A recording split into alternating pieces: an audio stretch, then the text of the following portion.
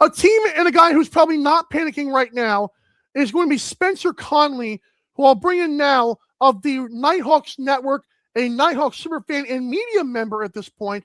Spencer, how are you, sir? Good. How are you? I'm doing great. We are go. I love it. Even like the lighting looks Rochester. How did you Yeah, pull we that off? we got a green LED right in front of the camera. So Oh, you're smart. Holy cow. You know, when you and JT start that podcast, I'm like, I gotta say, man, that's gonna be if the Nighthawks tint is on it, that's gonna be great. But how you doing, sir? hanging in there. Rough weekend, but gonna get Eh, over it. it's hard when like you invest your entire emotional life Mm-hmm. into these teams. It's like the first 2 weeks first two games were great, but it's does it and we're gonna get to the other stuff too, but does it really like just off the top, do you think it bothers a team when like the scheduling makes them play 2 games in the first five or like that's gotta sting, dude. It's horrible. I mean, lacrosse is a game of runs. It's a game of momentum. Yes. And when you're playing 2 games in the first 5 weeks, how can you generate anything? Yeah, no, you can't generate much. But yeah, we'll get to that game. Obviously, Nighthawks Network. I do want to pull this up, and this is courtesy. I'll throw this up too. But this obviously went down the pipeline. This last night and this morning. Bam! How are we feeling, sir? We've had the bird for about a year and a half now, so I figured let's give it a little glow up and added some features in there, and I think it looks pretty damn good. Yeah, it does. Is that all you, or is that somebody from Fiverr, or is that just special? Mostly me, but we get some help from a couple other guys. So Look at you building the team up. I like it. Nighthawks Network is coming to take the Dilly Dive throne. I'm not ready for this. So let's now get to your because another thing that like I first recognized you was the Rochester memes. hmm I don't have them pulled up now, but you got things like SYBAU. You've got the Absolute Cinema with Ryan Smith's face. You've got this is a certified Ryan Smith moments. One that I actually forgot about, I was scrolling through, was Dan Carey with the sunglasses. That was smart too. hmm Are those all your ideas? Is that just grew over time? Yeah. Oh, Well, jeez. funny story is one day, well, in high school, we got these study halls that you would literally sit there and do nothing. Oh, So I was NFL memes on Instagram. They're incredible. great. So I got my inspiration from them, and it started with just Ryan Smith was my favorite player, so I had to go with him for the first one. And then I don't know if you've seen, but this year we've got like 5 or 6 new ones. Yes. hmm Yes. What is your favorite, the certified Ryan Smith moment, or which one Yeah, is it? that's the OG. It has to be the favorite. Classic. That is the original one. Yes. Now, have you ever like met Ryan Smith? Like, do you think he knows about this stuff? I don't know if he knows that it's me, but I talked with him at media availability before the Philly game, so He he is has to know that he those is things exist. massive. He is a gigantic individual. This year was the first time you met him, right? Yes. Woo wee. He's a legend. And it's funny because I was looking at the point leaders. I was shocked that, I mean, Thomas McCombie's had a great start. hmm It's still so impressive that Thomas McCombie, of all the players, is in the top five in points, and not Connor Fields, not Lynchbury, not Ryan Smith. Is like, man, this team is loaded if McCombie's going to start coming into his own now. Yeah. Just and then you got Brad McCully coming in now. He played his first game. Thought Yes. he looked, in my opinion, pretty good. He hasn't played in like a year and a half, so it's gonna take some time. Oh yeah. He had the pinky injury, so he missed the first 2 games. Is that because of the Um, knuckle sandwich? I think that's That's where it what I came heard. from, Yeah. but Yeah. and then the right side, I think Ryan Lansbury does not get talked about enough. He's the No. quarterback on the right side. Ryan Smith is a sniper. And then you add Zed Williams. Oh yeah, I forgot. Like one, darn me for not mentioning this too. Captain actually brought it up to me. This was Zed's return to Colorado in the last, hmm and that was like we heard about Jack Hanna's story, obviously. Kluche and Fraser. I'm sure you talked about it, but man, somehow it left my brain that Zed was going back to Colorado. It's like that was crazy. Yeah, you could tell. Well, in the first home game, they had a big moment of silence for Noah Snyder, his stepson, who That tragically was his died. stepson. Yes. I did not even know that. and they had a big moment for him. You could tell he was very touched by it. Even in the post game, he was very grateful for Dan Carey and the whole organization for setting that up. And Yeah. he spent a lot of time in Colorado, so you could definitely tell that it was an emotional return for him. He had a big goal in the fourth quarter to cut the lead down to 2, and he got pretty fired up for it. So it was nice to see that. That was in that first game, right? Yeah, and Or, another I think it was good bet. Philadelphia. Philadelphia. Yeah, and then he scored the first goal at home under Seneca Nation. So you can't write a better story. Let's get to Seneca Nation. Shout out to you for mentioning that to me because I sent you some topics. You're like, "Hey, what's up, Seneca Nation?" Good point. First of all, I don't know how to, after seeing what happened. Well, you guys saw Seneca Nation first, but now seeing what happened to Albany, it's like, oh my gosh, thank God for Seneca. What is your take on them, and just how good did that feel as a Rochester fan? They are everything that this city needed. They came in August, really because it's a huge transaction, so they couldn't really start anything until late October. So they put everything together. It's crazy to say this, but the Nighthawks have a front office now. Everybody that ran the whole organization before was overlapping with the Hands Amerks. off, yeah, It was horrible, and you yeah. saw the product not on the field, but just in the arena. There was horrible. There was nothing different about going to a Nighthawks game versus Amerks. Even And the then promotions were not yeah, great either. it was literally a copy and paste. It was horrible, and everyone talks about, oh, Pagula does such a great job with the Bandits, but the Bandits have a front office. He does not run the Bandits. Scott Yeah, Loeffler and those guys run the Bandits. he reaps the benefits, but that's about it. Yeah, he does, but Yeah, he's very hands off. And when you're bringing in a whole new identity like the expansion Nighthawks, you need a guy that's hands on and correct. willing to be there. And I asked Rylan Hartley after the fight in the home opener about how he felt coming home, and he said for the first time at the hotel during training camp, he saw the owners, and that was the first time he's ever seen an owner while he's been in Rochester. And he was picked in the expansion draft, so he has been here literally from day one, and that tells the whole story right there. That's insane. Like you compare it to any other pro sport, it doesn't make any sense. Like, I'm sure. Like, I don't know.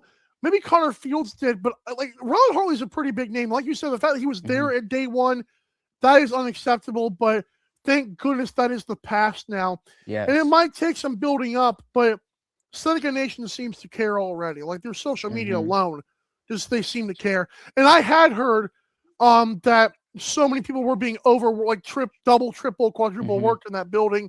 And it's just I felt bad for them. So the fact they were saved by Seneca, good for Seneca and good for Rochester. So I'm obviously you were in the barn for the fight.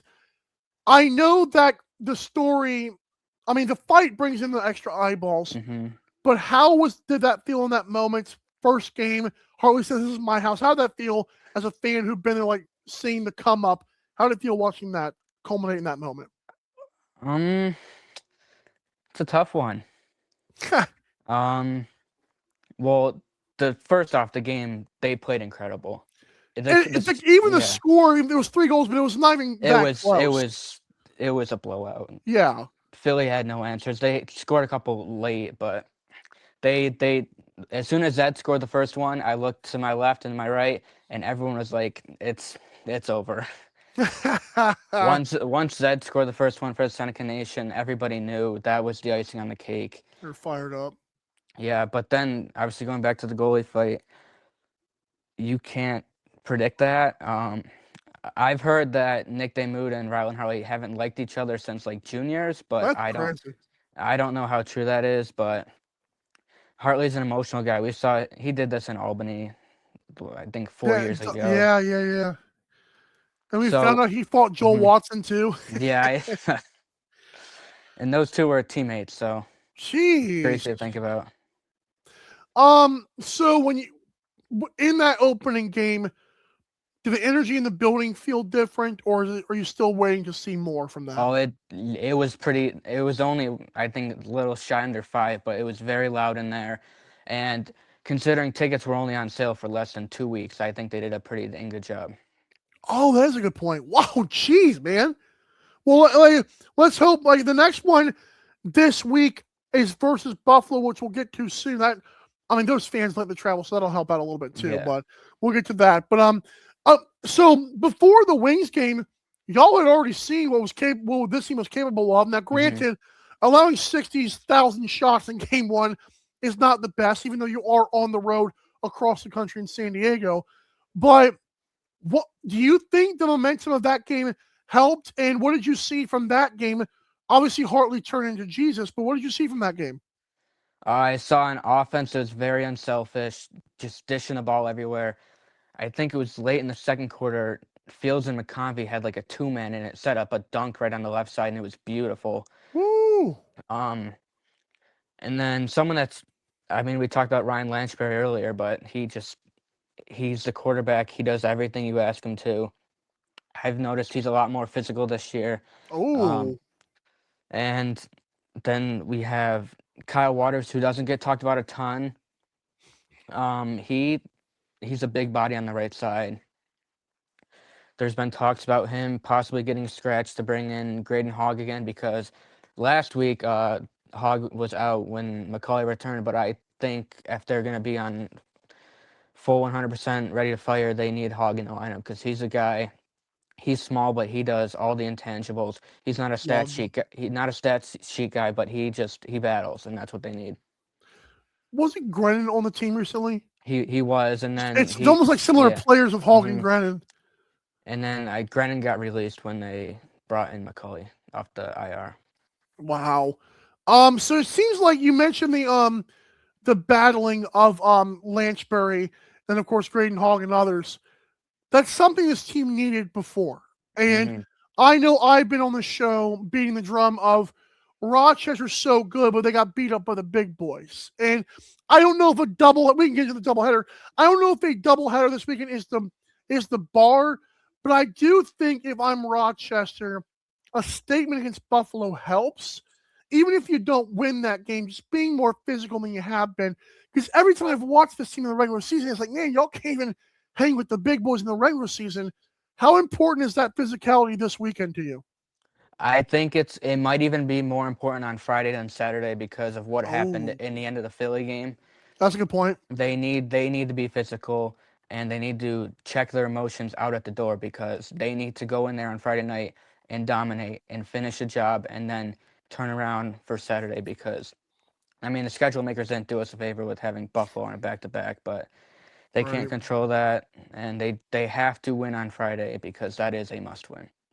Oh, I actually don't mind that because you mentioned must win and Rochester improving to 3-1 before the Buffalo game helps in the standings in the future for sure. Like like sweeping Philly would be a nice get there.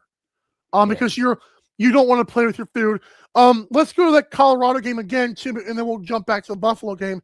Because Colorado, I feel like that game, I felt like I looked past it in the way I talked about it. But it's like, do you think that was a perfect storm of just no one knew how the Jack Hanna offense would look? Or what do you think happened for Rochester to lose that game? I think there's a lot of things that play into it. They're traveling across the country for the second time this year. That's a big part. Yeah, that's a The lot. altitude in Colorado is not something to joke about either. Yeah. Yeah. And then as you mentioned, Jack Hanna coming in. I didn't expect it to look that good, but I expected them to score more than 3 goals. But them putting 15 past their goaltenders was not on my bingo card. Yeah, they kind of stung a little bit. Well, was it hard? I know Pat Gregoire said yesterday's show the defense did not help him at all in this game. And do you think that I'm sure they felt like a kick in the stomach themselves, but what did you see from the defense, or was it Hartley to you?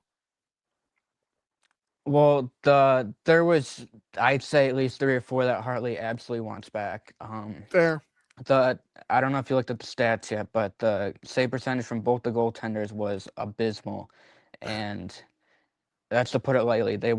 I think they were under 60%, Woo! and you're not going to win with that. And I've heard the stories about how the Rochester offense can't score against the big dogs, but they put 13 by Dylan Ward.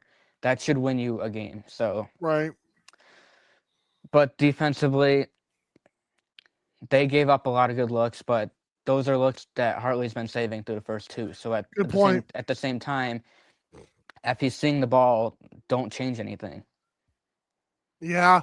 And I guess I feel like early on in that game, Colorado got to him quick, and I don't Yeah. feel like that helped. Like if Rochester is the one scoring first, and then Hartley can do his thing, that feels like a better recipe. Which obviously it's easier said than done, but it feels like the recipe is we score the first one or two, Hartley is able to settle in himself, but going down early was not the greatest of things for them. I don't think. Yeah, they won 3 out of 4 quarters. But they lost the second quarter 7-1. Woo! That was the whole game. They lost that game in the second quarter. See, I didn't realize that. That's crazy. Yeah, Colorado went on a 7-0 run. It was painful to watch. So, you called Philadelphia must win. I know you do your keys to the games coming up, but can you give us a little bit of sneak peek of what you think it is against? Just give me one against Buffalo, just one of them. Buffalo. You haven't thought about this, have you? Not yet. I've started thinking about Philly, but not Buffalo yet. Well, give me one for Philly then. Just one for Philly if you want. Philly, settled transition. Transition going from offense to defense, and then when you're on defense, get Jake Pacino going again. He was good though. Yeah, that's true. I think he's got an early bid for transition player of the year. He's got 5 goals in 3 games, including a hat trick. So he's been an animal. But then again, Philly's got some horses on the back end that can get moving up the floor, so they gotta be careful. He's also got 5 assists in there as well, which is also impressive for him. And he's listed as defender. It's funny because I also noticed on the stat sheet he's listed as Jacob. I'm like, I think that's new. Or that's his doing, or someone else has like Googled him too much. Interesting stuff. Yeah, last week during media availability, I asked him about the number 88 because that's the number I wore when I played all through youth, and Dale Jr. He had a cool story that when he arrived at Albany, he was always number 20, and then 20 was taken, so he picked 21. But then before the season started, they said one of the seniors wanted 21. So they gave him a list of numbers, and number 88 was on there. He said he remembered going to Nighthawks games when he was a kid and watching Cody Jamieson. And the funny part is that is the exact reason why I wore number 8, because of Jammer. His resume speaks for himself. That's crazy. He did crazy stuff for our city, and the three-peat was just icing on the cake back in 2014. I feel like Pacino is like a Dahoga kind of story. Like Dahoga was like the ball boy, stuff like that, and he grows up. That's a great story. Like, do you have video of that conversation, or you think get one of that? I'm probably gonna post it on Instagram probably in the next 2 days because it's a pretty cool clip, and I've got a picture of myself with Cody. So that's amazing. Oh my good, that's a great. I appreciate the story on that before you post it. That's amazing. Okay, so let's talk big picture here for Rochester. I know you've thought about this. What is, like, if you can name one thing that Rochester has got to make sure happens, whether it be transition or offensive chemistry or defensive or goaltending, what is the thing that you think pushes Rochester on a playoff run? Like, not just being competitive, but really whether they win or lose, they look way better in the playoffs this year. What is the one thing that you think does it for them? It is 100% a healthy and consistent Rylan Hartley. Good answer. Good answer. He's a top 5 goaltender, and he's not 4-3 or 2. Like when he's healthy, it's unbelievable. When he's on, you can't beat him. Like he's unreal. Historically, just for the people that don't remember this, I looked at this the other day and couldn't believe it. In the games that he has played, which has been a total of now 52, I believe, or 53 in his career, regular season, 77.8 is ridiculous for a guy who's been in and out injured. That is ridiculous. Yeah, like for a guy who who can only get like one full season under his belt, it feels like, without having an injury. What a sensational number he's got right now. One of my favorite weekends of all lacrosse was the end of the 23-24 season. Right? Yeah, Hartley had been out all year with a horrible concussion. I He remember this. He came back the last weekend of the year. They played Friday night in Georgia and then Sunday against Philadelphia, and they had a 3% chance to make the playoffs going in. I remember that. Everything fell into place, and it came down to Sunday, and I said, this would be the ultimate Nighthawks 2.0 moment for them to completely sell this away. But they just obliterated Philly. I think Hartley had like something like 52 saves or something, and they only let up 3. They won 12-3. Fields had like a sock trick in the first half. It was I remember unbelievable. that. Oh my, wow! That just opened up a new can of. That was season 2 for me. That was nuts. I remember because that was like, I don't know if they did it the year before, because Graham Perro does like those numbers like that. The could happen thing on that website is incredible when we get time for that. But no, I remember you just opened up a can of worms in my brain because I remember that weekend. That was nuts. And that was like whenever I started like really falling in love with the Connor Fields and Rod. They're such a fun team to watch, man. Like, I don't know why, but the names on that roster and the fact that Ron Hartley went healthy is amazing. And the story of like the 2.0 Rochester Knighthawks, like what a time. Like this team, I feel like they could sell out barns one of these days. And I don't know when that is. But man, they're such a fun team to watch, bro. Attendance-wise, they're already on the right track. The first game we mentioned, they had, I think, like 4,950 or something. But the year before, it was on literally the same weekend, they had 3,300. So the Seneca Nation is doing a fantastic job. And like you said, they didn't have time to sell tickets that much either. They've brought in the right people. I've already met a handful of them. And just a shout out to Chamberlain Botter with the communications there now. I've known him for a couple of years now, and he's done an incredible job. I just looked that up. So it was 4,833 this year, December 20th, when they beat Philadelphia. And like you said, last year, it was on December 21st, right? Yeah. 3,703. Dude, that's a great thing because you could look at, well, they had this many against Vegas and Buffalo, but that wasn't the story. It was that Christmas weekend. Yeah. And then you add the fact that they didn't have much time to really do much. That's impressive stuff. That's a good pull by you. I love that. Thank you for that. Again, shout out on the rebrand with the logo. I know it's like a little bit something. I had to give you credit on that on Twitter, but you keep doing the good work, man. I think that team is very open. I've noticed, like, to talking to people, but I'm sure they appreciate the heck out of you as the whole. We need more pages where, like, it's not just the team, it's the fans' voices on the other pages. I love stuff like that. So good stuff, man. Thank you. And tell JT, man, he's got to buy into the Daily Diamond. This is ridiculous. Well, we can't have one half of Nighthawks Network here. Yeah, we've got something working in the next few weeks for a potential podcast being dropped. So please be YouTube. Please be YouTube, bro. It's gonna be. We're just working on the logistics right now. It's coming out soon though. So can't do the Nighthawks tint on the camera and just do audio. Okay, so that's the one thing I ask. And again, tell JT we're not enemies. We're friends here. All right. I'm kidding. Spencer, anything you want to shout out or any promotions before you head out, man? Obviously follow the Instagram. Right. #1 place for all things Nighthawks and just NLL content in general. That is true. As the year goes on, we had one player interview with Brad Gillies a couple weeks ago, and hopefully we're gonna get Connor Fields on in the next few weeks, so that'll be fun. Love that. He's such a cool guy, dude. But thank you again, Spencer. Again, I wouldn't say this just because you guys are creative and build that team up. As the team grows, you will grow too. But thanks for your time, dude. For real. This is awesome.